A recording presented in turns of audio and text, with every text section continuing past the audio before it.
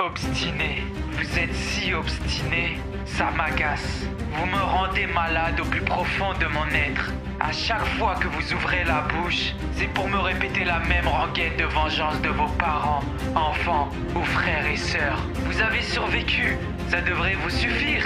Votre famille a été massacrée. Où est le problème? Vous devriez considérer que vous avez eu de la chance et retourner à vos vies misérables. Se faire tuer par Muzan reviendrait à rencontrer une calamité. Pluie, vent, éruption volcanique, séisme. Personne ne jure de se venger d'un désastre naturel. Et ce, quel que soit le nombre de vies qu'il prend. Alors pourquoi tout le monde le tient responsable des pertes qu'il a occasionnées? Après tout, on ne peut ramener les morts à la vie. Mieux vaut donc arrêter de faire des histoires. Et mieux vaut aller se faire un salaire pour vivre une vie paisible.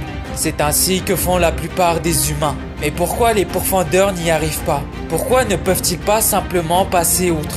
Car il serait un rassemblement de déviants, et le roi démon en aurait assez de ces nuisibles. En réalité, c'est lui qui souhaite mettre fin à tout ce cycle. Voici donc la vision que Muzan a de lui-même. Toute guerre est un manichéisme, déterminant deux camps, le bien et le mal. Le gris n'existe pas, seul le blanc et le noir demeurent. À ses yeux, le roi démon n'est pas mauvais. Il n'exprime que sa condition d'être supérieur, de divinité. Quiconque remettra en doute son statut sera alors en tort, car l'humain doit se soumettre à la nature. Il est sans sous-fifre, et rien ne le dispose à lui tenir tête. Muzan n'est pas humain, du moins il ne l'est plus. On ne peut donc pas le comprendre, et lui ne peut plus nous comprendre. Alors à quoi bon essayer? Il y a des choses qui nous dépassent et on accepte de vivre avec.